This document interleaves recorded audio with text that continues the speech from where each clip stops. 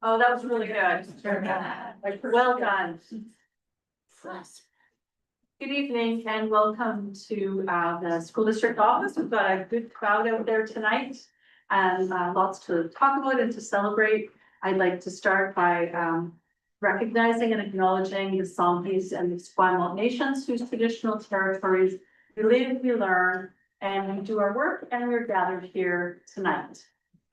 So I see lots of faces out there. We'll get through the beginning part very quickly so we can get on to why you're here. I'd like to just tell you who's around the table. So I'm going to start with some introductions, and Salome, why don't we start with you? My name is Salome, and I'm a new chair of the Victoria Confederation of Manhattan Advisory Council. And the officer, Solization. Shalom. My name is Dr. Shelley Wilton. I'm the Director for Indigenous Education for the Victoria School District. Hi, I'm Sarah Winkler. I'm the president of the Victoria Principals and Principals Association and principal of Strawberry Bell. Good evening, everyone. Sean Powell, Associate Superintendent for Greater Victoria School District. Good evening, nice to see everyone. My name is Tom Arts, Deputy Superintendent here at the Greater Victoria School District.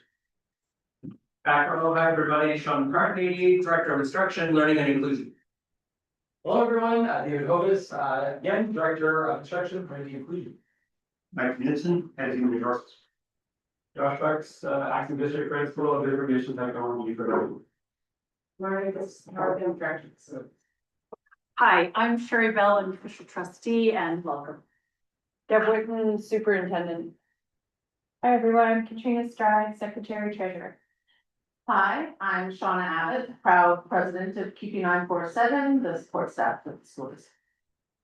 I'm Marcus Swift, Chief Metal Worker at Facilities, representing QP 32. I don't know the specific. I'm Carolyn Powell, I'm the president of the Greater Victoria Association. Great, thank you. Welcome. I'm just going to move through a few business items, then we'll get to the district celebrations. I'd like to pass a motion to approve the agenda along with the minutes of our last meeting, October the 6th, and get right to district celebrations. I'm going to start with Marks, who's going to introduce our first celebration. Thank you very much. Happy to share a few words about a brief overview of our WorkSafe Certification of Recognition, also known as the CORE program, as we refer to it here in the district. I'll speak really briefly, then I'm going to pass it to our Manager of Health, Safety and Wellbeing to speak in more detail what's happening at the school level. Our manager is Rob Clark, and Rob's at the back. Rob, if you maybe just want to stand or wave. So Rob was the one who's sort of been leading this in our district, so we really appreciate. And with Rob are a number of administrators from different schools who were a part of implementing this. They were the first group of 1/3 of our schools that saw this program successfully go into our schools.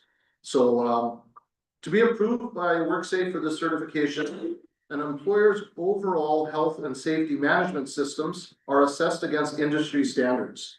And when that was completed, we were one of only 3 districts in the province that have the CORE certification. Some benefits that happen by being CORE certified by WorkSafe BC are, it's a clear public demonstration of our district's commitment to an active health and safety management system to both our current and potential employees that come to join us. And it's a proven means of reducing injuries and accidents and support protection of health and safety of all workers through measured and continuous improvement. I'm now going to turn it over to Mr. Clark to talk a bit about how this looked in schools and on the ground, and then if people have questions, people will be happy to answer. Thanks, Rob. So first, the journey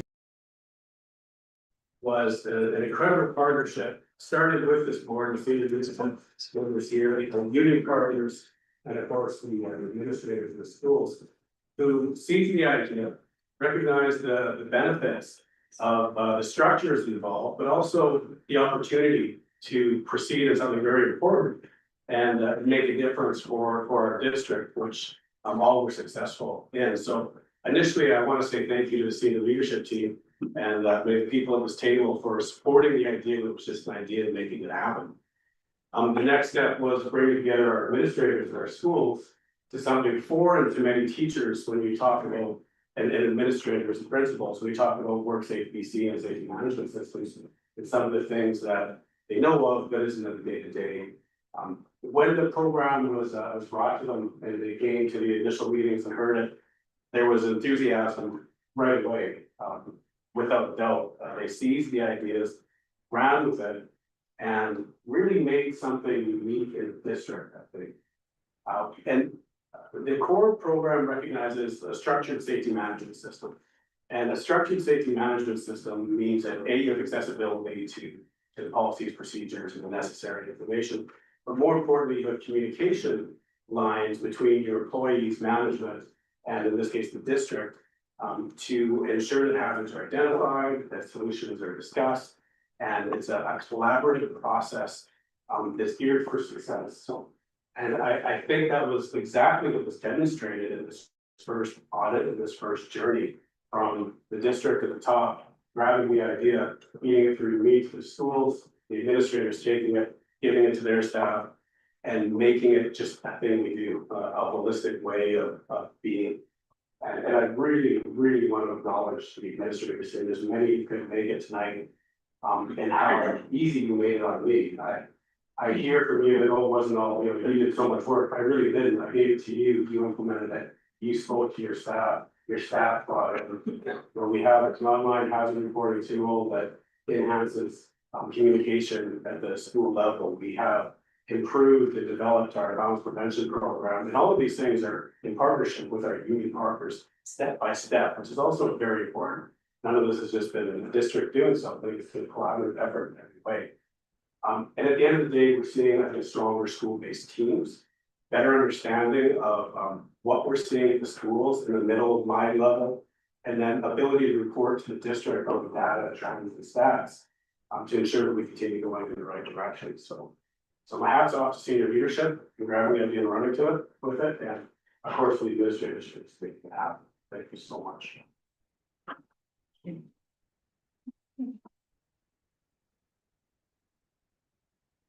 I have just a couple of questions. Can you give us an example of something that, when you think about health and safety in a school, what's something that you see that has changed, that it's made a difference for staff, students, community? What kinds of safety items are we talking about? So one of the key tenets, if you will, of safety management system is the hazard reporting process. And we created an online means for our staff to report the hazard. Not a person-to-person conflict, but walking through the parking lot and seeing a piece of steel sticking out of and they're able to take a picture with their phone and submit it. That goes to the admin, and it goes to myself. The thing that's really important about that is that person doesn't have to stop what they're doing, go down the hall, find somebody, report it, remember it later. It's a moment in time, they can do their piece and move it on. Administrators can now receive that on their terms, consider passing on to where it needs to be. The health and safety committees can now track that, so they have a dashboard that shows them what's being important, what are the hazards, did we fix it, is this recurring? The district can pull data out of that and see what's happening at all our schools with these. And that model is carried over into the violence prevention program. It's in the health and safety committees themselves. That's another important part. I keep talking about school-based teams, but health and safety committees with a strong school team model are, I believe, performing as well as they ever have. But along the lines of everything else we've done, there's being tracked now because of generating data. And we've got communication at the school-based level, at my middle management level, and up to the district health and safety committee, which goes to senior leadership. So that comes to mind Great. right away as the example. And with this program, how many schools have been certified? Well, the whole district is certified. It's Okay. a 3-year cycle, so you start with the first third, and then next year you go to there. So a third of the schools, and then next year will you be focused on? Yes. Okay, great. Here's something I've noticed as I started rolling out the program to the next 18 schools. The majority of them have already started a lot of what we put out. Some of it was, somewhat meant to spill over, but a lot of it has come from peer-to-peer communication with administrators saying this works, this is great, hey. I had an example with too many details, but somebody was tasked with more work, they thought. And there was quite a complaint about that went on. And I bumped into that person about 3 months ago. And they made a point of saying, hey, Rob, you know what, I was against this, but it's made my life so much easier now. Because I do this and this, and it's the same every way. People are now coming to me asking for it. And I think that's what's causing this spill into the other schools. Great, and I hear we have a certification, Tom, that we're going to. Yeah, we can do a picture if that's Okay, okay. yeah. Okay, so if we can have the administrators who are here are part of your block, you come over and Terry, if you don't mind drawing the photo. We will. Anyone else?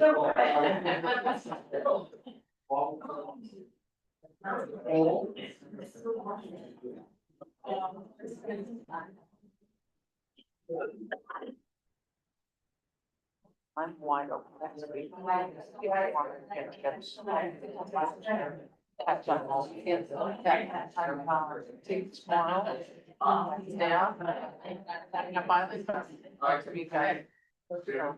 I'll reach out. I gotta go to this too.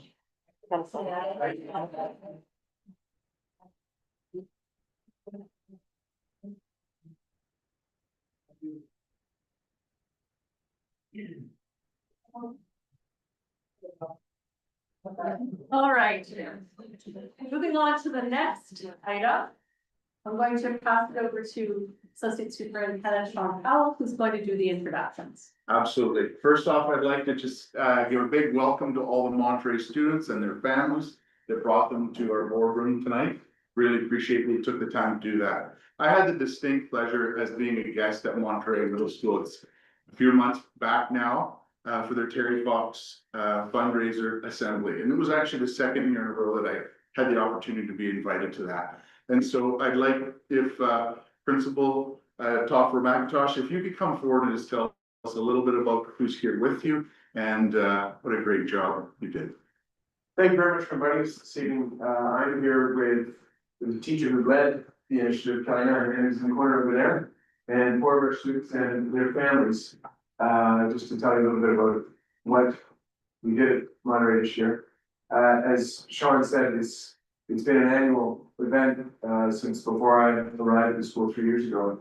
But I think this year, I won't reveal the number, I'll let them reveal. And this year, top of the league, it was fantastic.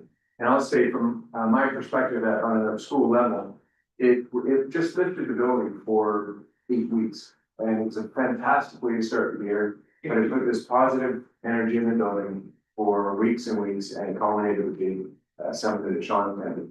So without further ado, I'll introduce you to Kelly Nyhan, who I'll say is a senior teacher, who's in his last year of teaching this year. But we put the whole thing together for 4 years. There, so.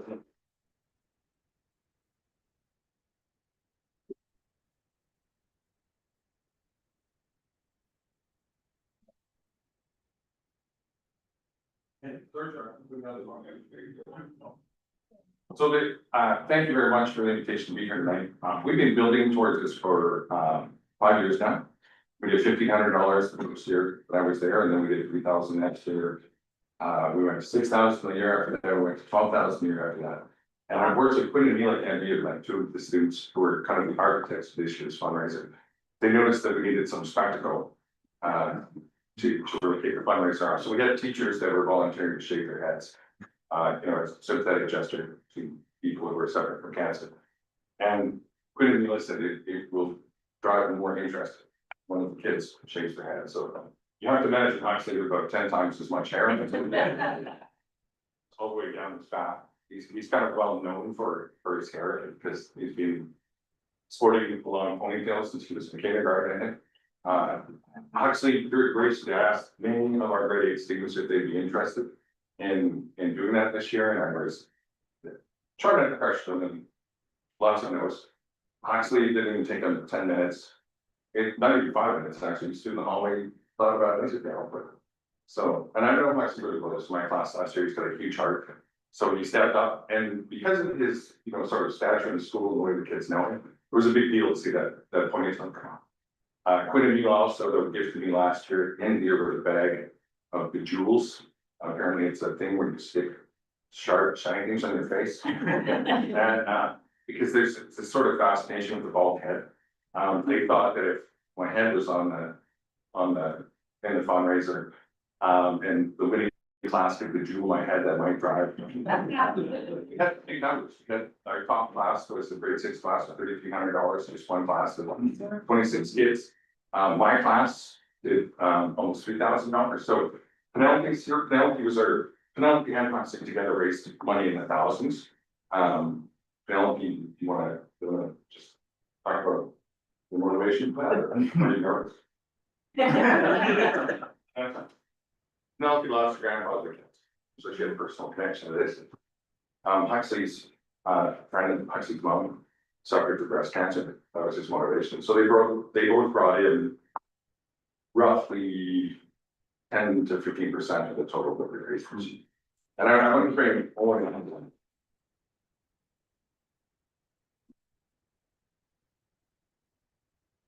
Charlie and Noah my vision did close to $3,000. And the reason I asked them to come tonight, Owen came in like 6 days in a row with $50 bills. Right in front of the other kids watching the 50s coming in, and you know what happens when a 12-year-old takes a $50 bill. And with a smile on his face, and I was like, wow, you have like a minimum dollar amount for your relatives. So one showed tremendous leadership, and Charlie brought in her.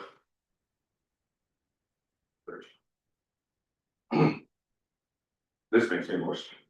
Charlie brought in her own savings, all her own money. They gave it to me, they want me to make a big deal about it. So. Anyway, Charlie, that's really something I'll never forget. And that's great, you know. Sorry, well, being a teacher, the inspiration I get from the kids I work with, in moments like that, that's what I'm taking away from my career is, wow, I can't believe it.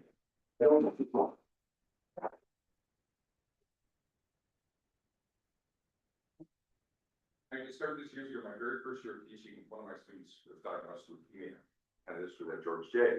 Not a population known for wealth or prosperity.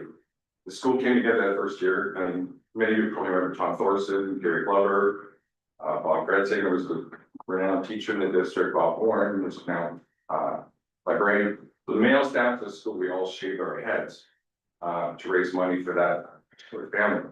That's when I started shaving my head. After that, I just never really bothered growing my hair out. And the school came together, and George J, we felt it, as Arthur said, we felt it for months afterwards. It built such an incredible community for the school, and that's how I got hooked. And it's not hard to do. You just need to get the students involved, and it really took off. This year really blew up. Very happy, obviously, my last year was an incredible fundraiser for us. And we like the Terry Fox Foundation is 80% of the money we raise goes directly into research.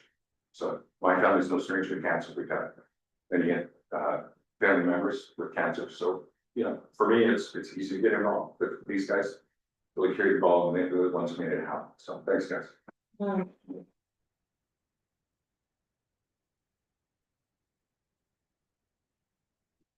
you stay there for a second?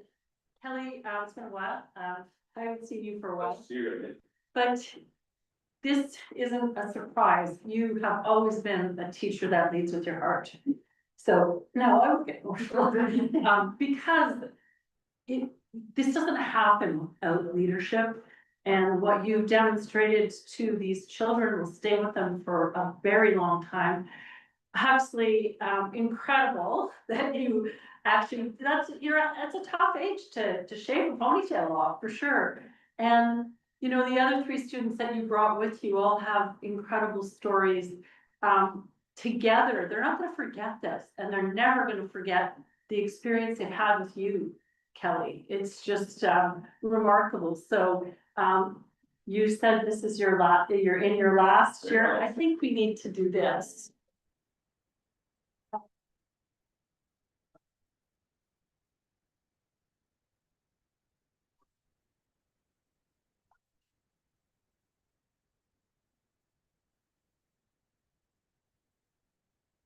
I just want to thank you for it, but it has been an honor and a privilege to be so grateful for my last 25 years.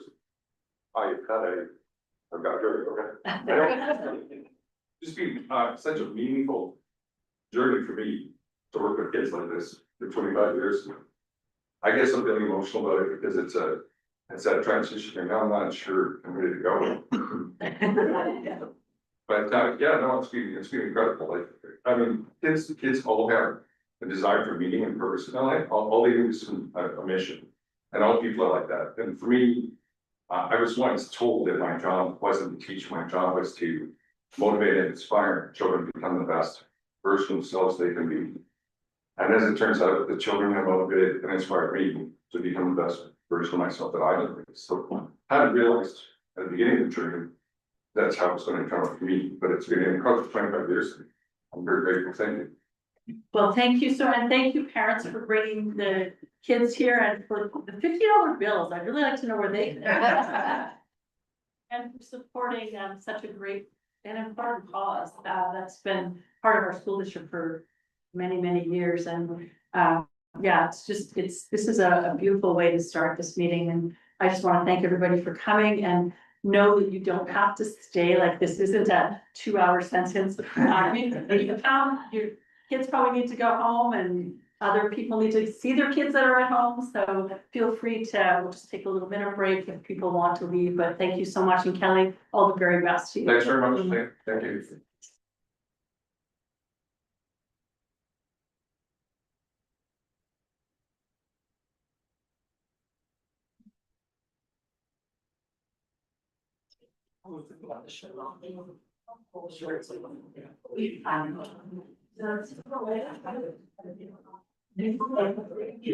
That's how you feel. They had clear. Well, that's sure. That's it. Well,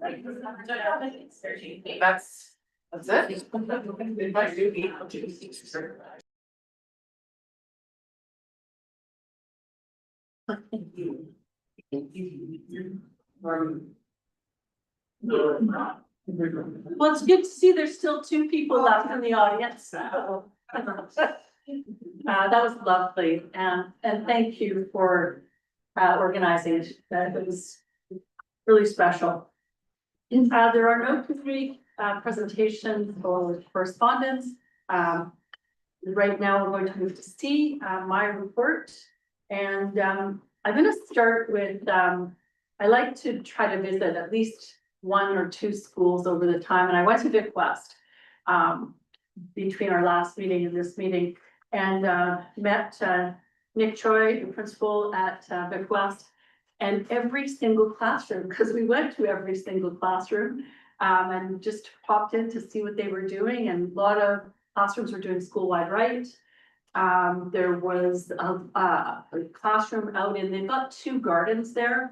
One that actually produces food that they harvest and eat, and another, their rain garden that's been around for quite a long time. And there were kids out there writing. Had an opportunity to talk to him about what their focus is this year. And I want to get the pronunciation right. It's Kintsugi. It's a Japanese philosophy that talks to finding beauty and in imperfection, and making sure that when something is broken, you can put it back together. And whether that's a piece of pottery or somebody that's suffering some trauma or a broken heart or an argument with a friend, there's always a way to glue things back together. And it was wonderful to see kind of demonstrations of what that actually means. So I hadn't been to Vic West for quite a while, and it was great to be back in that community. And I forgot how big that field was and how hard it would be to supervise that area. It's a really unique community as part of Greater Victoria. Also still quite involved with the BCSTA, the Trustees Association. As I've mentioned before, I'm on a policy committee, and I think probably by the end of January, our committee is going to have a framework for the province that boards can take a look at as far as how to frame policies. It won't be mandated, but it is a framework that is being worked on collectively across the province. And more to come on that. Also, the VCSTA has a trustees academy that'll be attending, actually come this Friday, Thursday, Friday, Saturday this week. And we had a board chairs call where we're had a conversation about advocacy for public education. Audit subcommittee met, and you'll see that is coming up later in the agenda.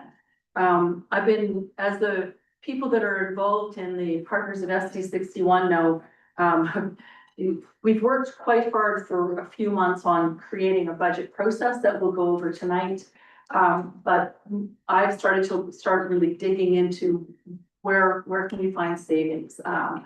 Because we are looking at a substantial deficit. And so the partners of SD 61 had conversations about what do you need to know about budget? Where should we go? We took some advice, came back to our last meeting with some substantial changes to the process, and happy to announce that there was an idea that came up at 2 meetings ago about creating a different way of reaching the public and parents.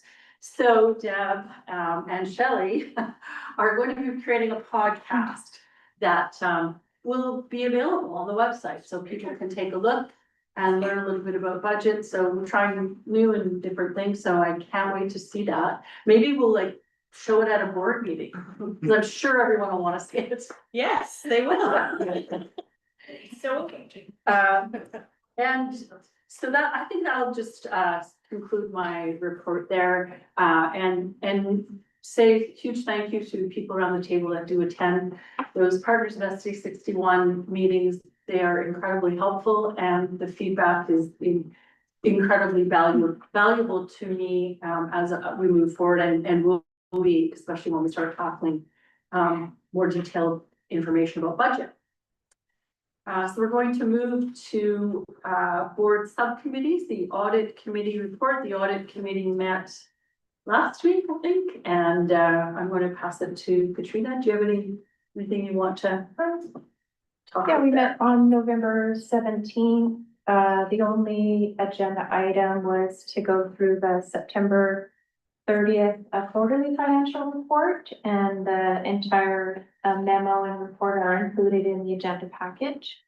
The one thing that I would highlight is that we talked about the memo that was in there and potentially looking at making some adjustments to the report to highlight the significant variances, because quite often they're very comparable. So it's a lot of saying the same thing, similar to last year, saying the year over year. So it might be easier to sort of get to some of the more significant things if it's more concise. Yeah, great.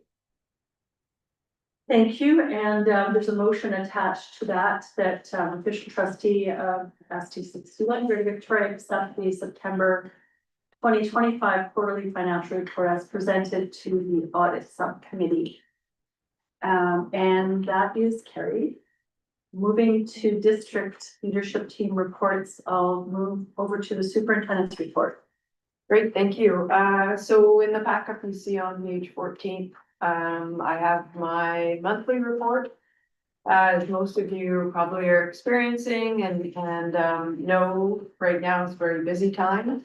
We have had the finishing of fall sports and the beginning of winter activities in sports.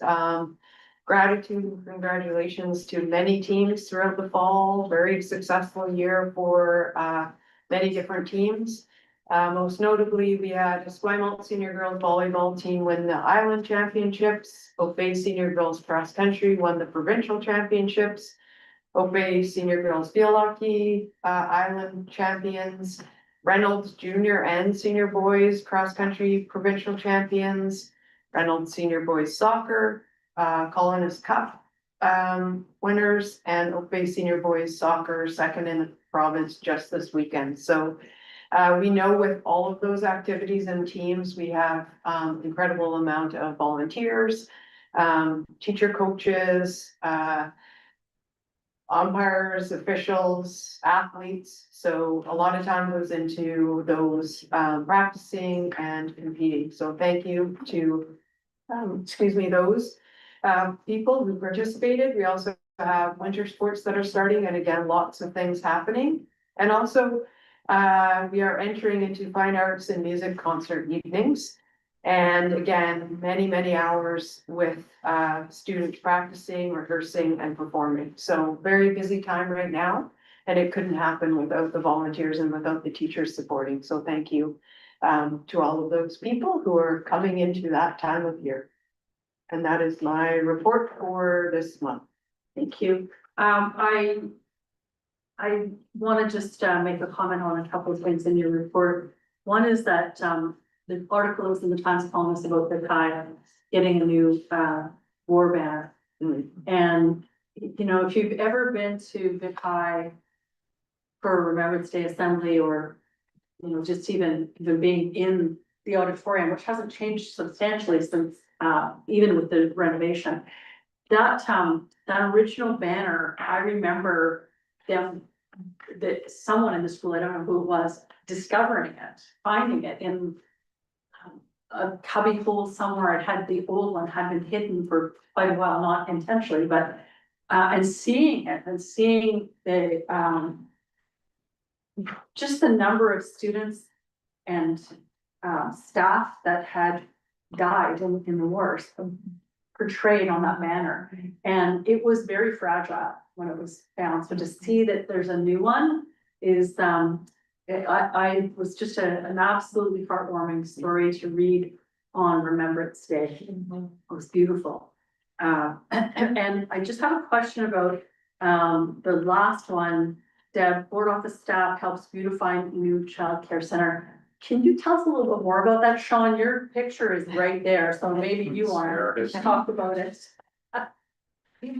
We had, so we have a new childcare space opening, and we have a fence that's going around it, obviously to keep the students or the children safe. And so our fantastic district principal for early years had an idea to help beautify the area. And so with help from facilities, they had made and cut out trees, 2 different types of trees. And so we have the staff of the Tommy building, which are a lot of people who came, and through the great scaffolding of Charmaine, we're able to create beautiful art regardless of the skill level of the individuals. I'm not mentioning any in particular, but yeah, so they're going to be placed around the fence with people's names on the back, and then there's this lovely individual art of trees. So, And is there an opening date, or is that still I to think be it's determined? imminent. I think Pretty it's, soon? yes, by the day, by the week. What struck me is one of the things that, so people in this building, there are educators, of course, in this building, but there are also people in payroll and like in facilities, like every different department.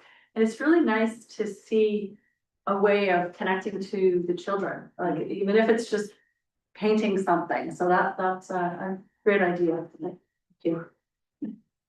All right, moving on to the middle school goals. Great, thank you. Page 18 is where this starts in the packet. And we are presenting this month the school goals and plans for middle school. So there are 10, as you can see there, that align with our strategic plan. We continue to work through our goals. We have a continuous improvement cycle. We start in August, or we start the year before, it never really ends, of looking at what school goals we have and the strategies and resources to support them.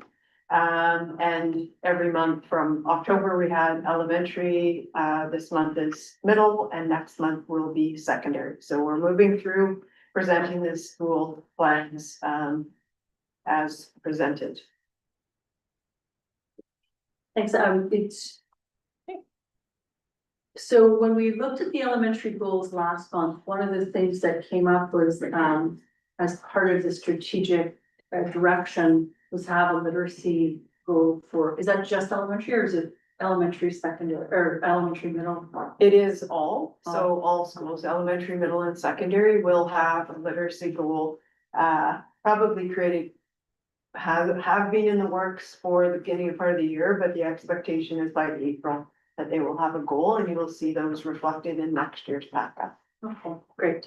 And going through the goals, it was, it's when you think of middle school kids and the students that were just here from Monterey.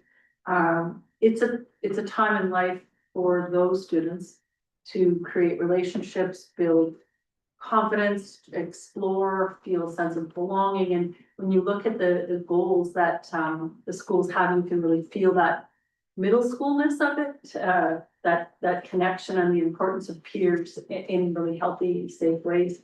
So do you see that, like some of the schools just have one goal, a literacy goal, and then continuing with keeping some of the other very middle school focused connection goals? I would expect that. I think that these goals have been generated over time and they're important to the context and culture of their school.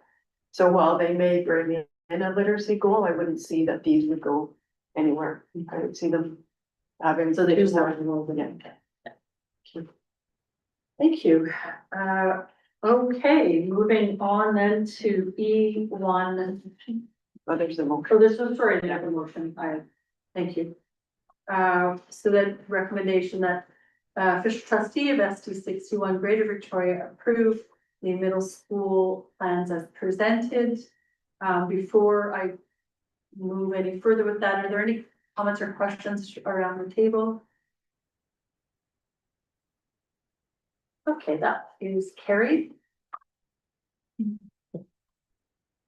And we'll move to page 45, revisions and deletions of board policy. Back to you, Deb. Great, thank you. So this one starts on page 30. And this is a continuation. So we have been working on school board policies and we continue to work through the policies. Thank you. Oh, okay. Moving ahead. Continue to work through the policies that we have. When we look at them, we look at the language that was written. Some of them, as we've talked about before, have been older language. And so there are some that we feel we need to update language and look to have the policies that better reflect the current work that occurs in schools. And also the current beliefs and visions that we have both around the strategic plan and the work that we know occurs. So tonight I'm bringing a revised policy, 5131, and the title is Student, Staff, and Volunteer Safety. First of all, I want to thank the members of the Partners of ST 61 group who did provide feedback on two different structured meetings and then in between that time. So we received lots of feedback. We continue to work through the policy, and what you have in the packet is the finished product.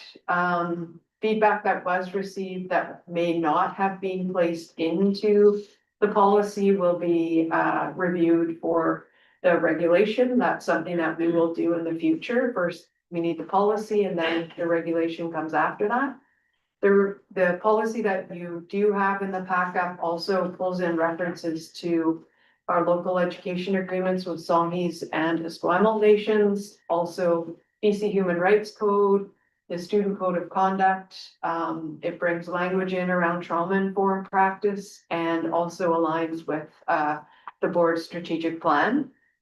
As I mentioned, we will have an admin regulation which will help to operationalize the work as we move forward.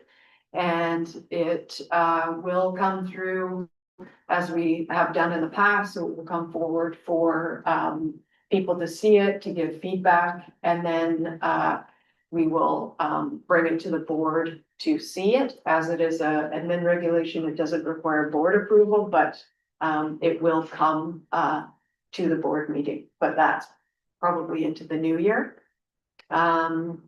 So in the packet, it is there. It has been seen in the meetings, and this is the final product.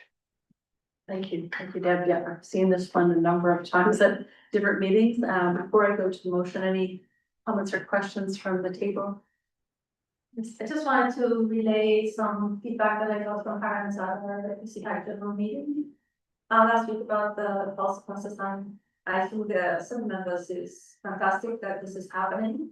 Thank you, and it would be great if parents could see the framework and see some of the detail of the enforcement and regulation while policy changes are happening, so that they can feel that they understand what, the process is better, and they can see what the impact is on for us, so. Thank you for that comment, and I think once BCSTA and has the framework, I'd be happy to share that, and we will be sharing it at other meetings and seeing if it's gonna work for our district to help us look through the policies that we have. Thank you. All right, I'm going to read the motion.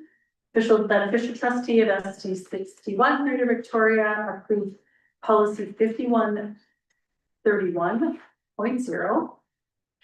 Student, staff, and volunteer safety, and further that official trustee of ST 61 approved the deletion of the following policies. Of course, these are all amalgamated now.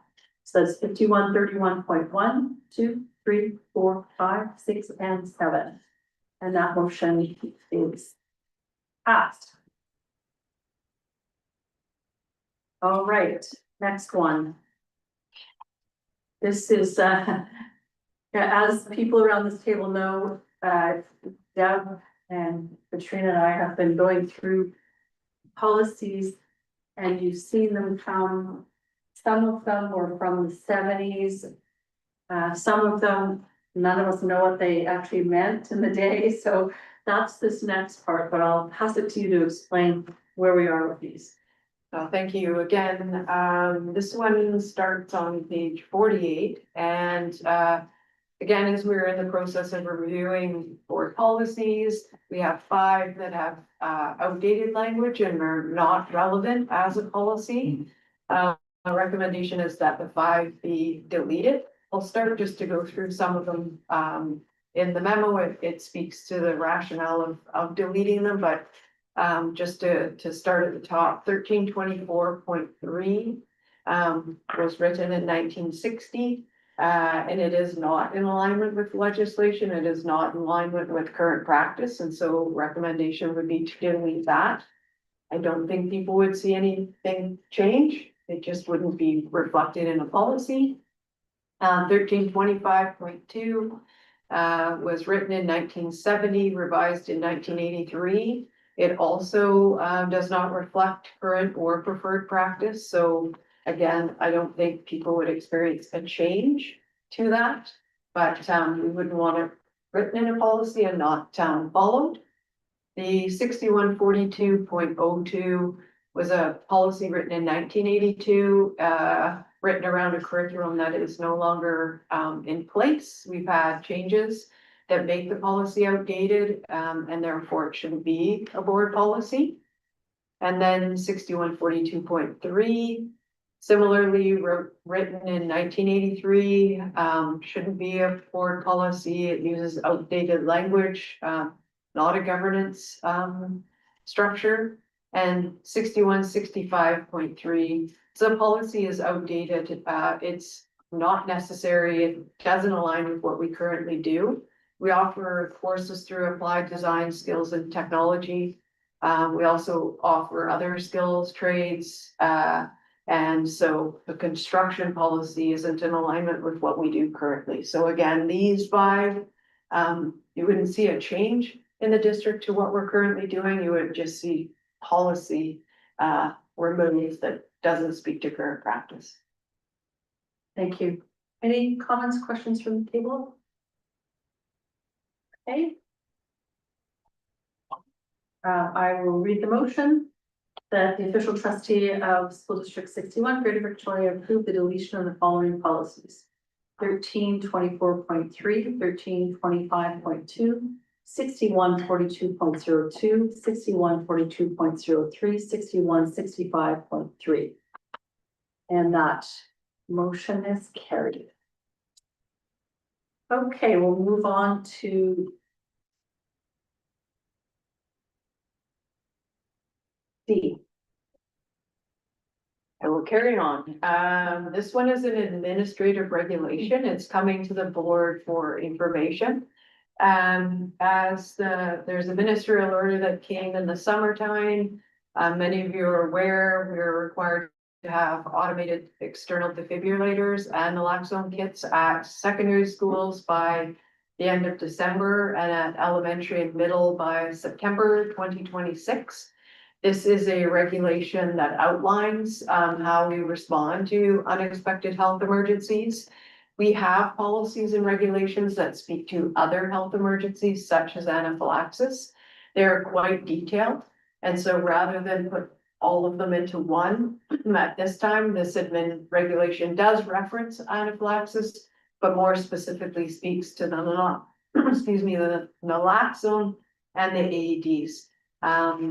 So the ministerial order also required us to have an admin regulation, so this is what you have in front of you. It outlined areas that needed to be addressed in the regulation or the procedure, which have been incorporated into this new admin regulation. And some of which is making sure that the tools are clearly marked with signage, that there are routine inspections done, that the access is barrier free and non-stigmatizing. So we are in the process of having the AEDs purchased and installed. And we'll start with the secondary schools and then move through the middle into the elementary with all of them done by September. So this one is a new regulation and it is here for acceptance as we move forward. Thank you. Any questions? Sure. Yeah, I was wondering about how this has impacted the budget. Actually, two questions, but that's one of them because I know it's quite costly. Yes, so we were aware of this coming into this school year, so it was in the budget for this year. We carried over surplus. We intentionally carried some surplus over for this. Being prepared for it. So there's been no additional ministry funding to support this initiative. Thank you. I may have a second question. Yes, go ahead. Third, and a third. I don't know what a third. Sure, I think that was one, A and B, the first one, and now this is question two. Training for staff on the use of these, is that planned for as well? So once we have the device, we'll look at what is required for training, but it is part of it. And looking at who should be trained. Naloxone is slightly different, but AEDs will be looking at the training and who within that school system should have that training. So. Thank you. And there's no motion attached to that one, so we're going to move to It's accept. It's accept, yeah, okay, I'll do it. Yes, I'll accept it. It's interesting because this has to be into government by the 31st. We had to budget for it, but we don't have them yet. And so, and the regulation is there. So it's been a bit confusing, I think, for a lot of boards as to, the timing of things and the funding for it. And so there's been a lot of questions asked about this new procedure. So I'm sure more will come on that. Is the reason we don't have them is because everybody has to have them? Is there a shortage or? Like if all of a sudden every school in the school district needs one, we're talking thousands. Is that the delay? There's a couple of things. One is making sure we purchase the correct one. There's a procurement piece to it. And also, some districts have them. Some districts have some in some schools, but not all schools. And so we just wanted to make sure that we were purchasing the right one. And that we went through the process. The Focus Ed did a lot of work to identify which ones were the best ones to buy. Okay, moving along to E2A. Over to Secretary Treasurer. Thank you.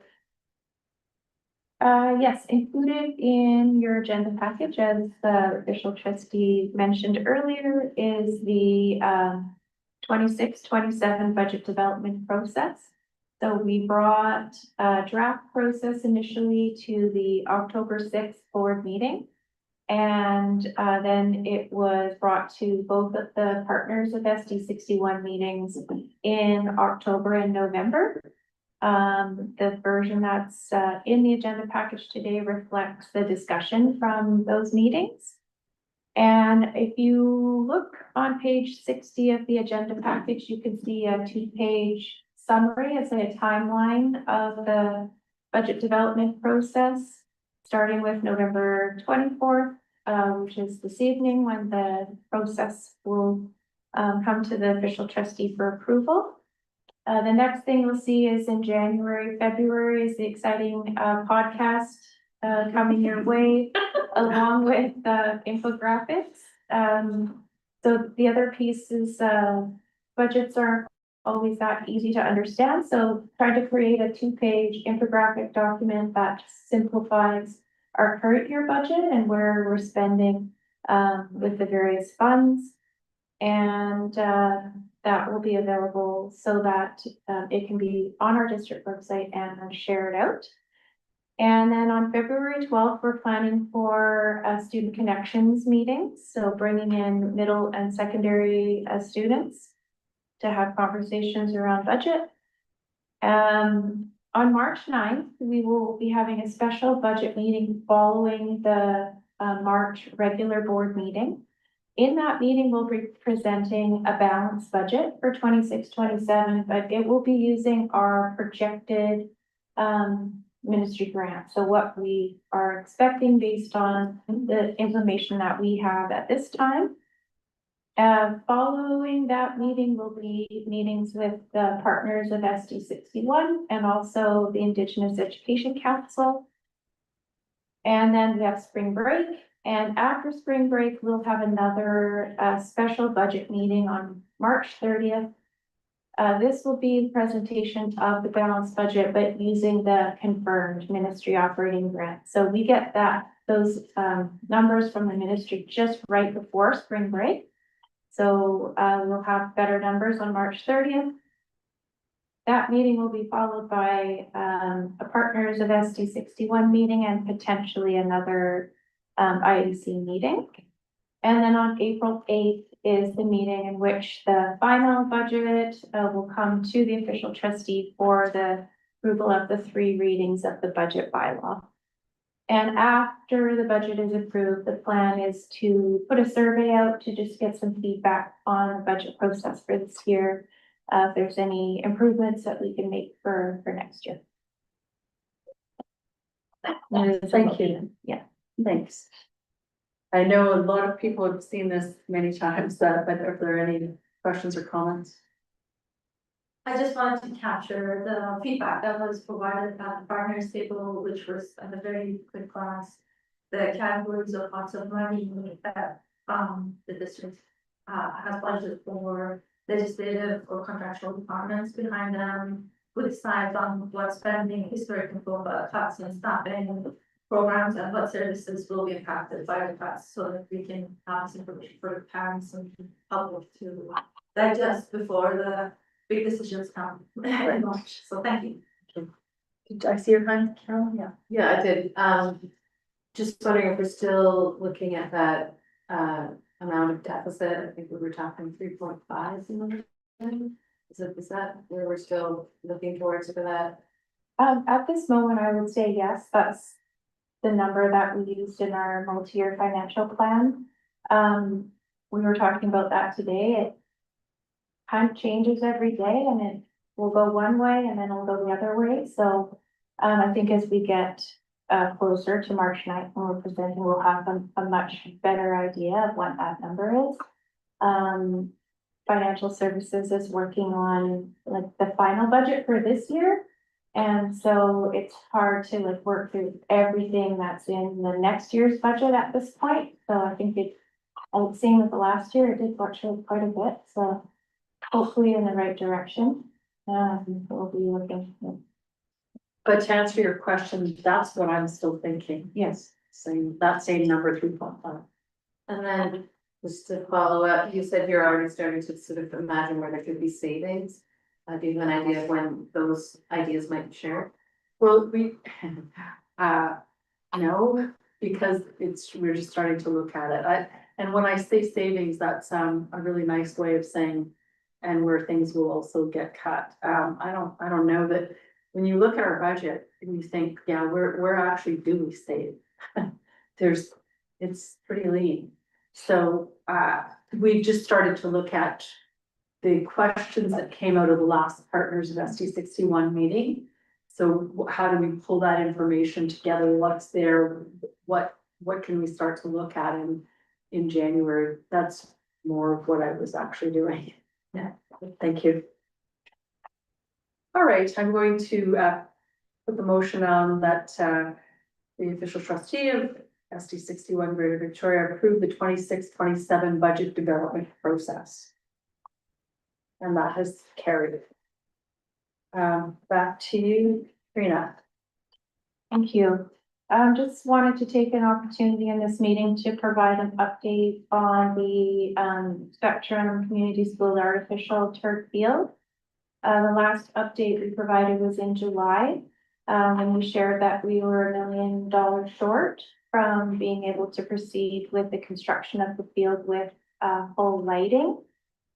Since then, the school district has been exploring options to adjust the scope of the project and obtain additional funding. I can share that in September, the board requested and received ministerial approval to access up to 525,000 of ministry restricted capital to proceed with construction of the field without lighting. So that was one of the adjustments in order to be able to proceed. Just sharing today that we will be proceeding with the construction of the field without lighting, along with the commitment to try to obtain the additional funding to install permanent lighting in the future. We're continuing to work on a joint use agreement, which may result in that funding to install lighting.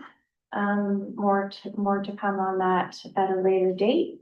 As to next steps, the information around the timeline, which I'm sure people will be interested to know, we don't have that finalized yet, but as soon as we have that information, we will share that out.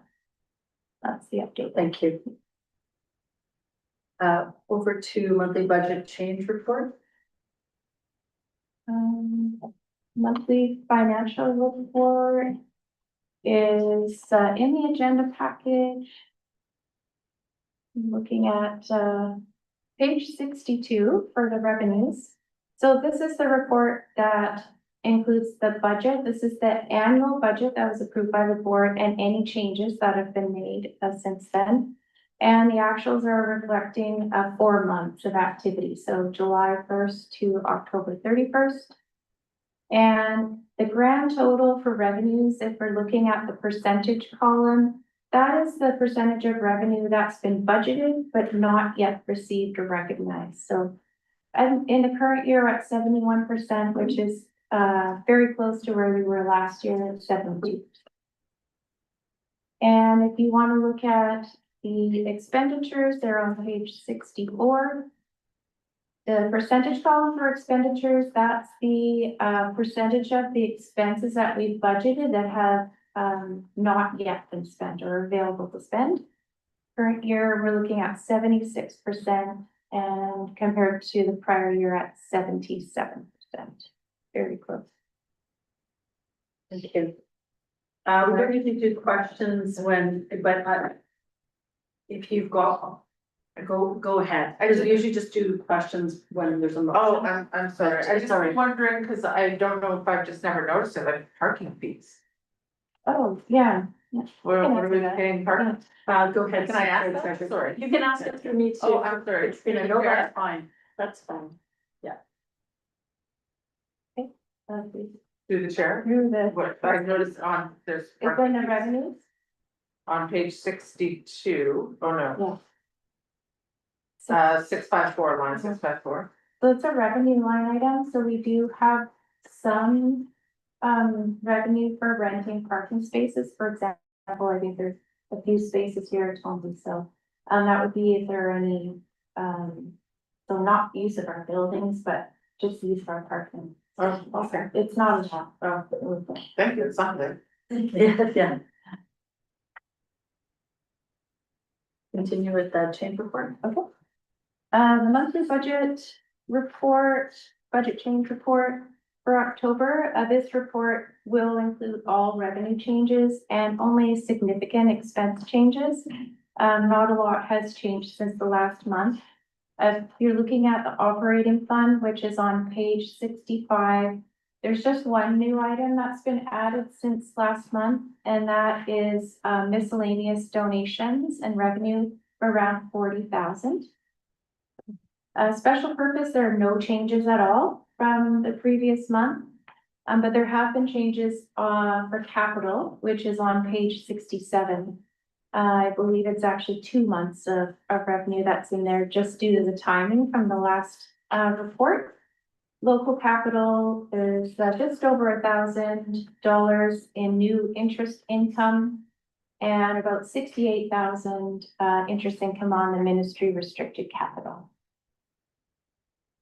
Thank you. There's no motion attached to that. And is there anything with the question period? No, okay, and nothing online. Public disclosure of in-camera items is on page 68. Okay, there it is. And there were just 2 items to disclose. Nothing under H and I. And on that, we have a motion to adjourn. Thank you so much for coming tonight. And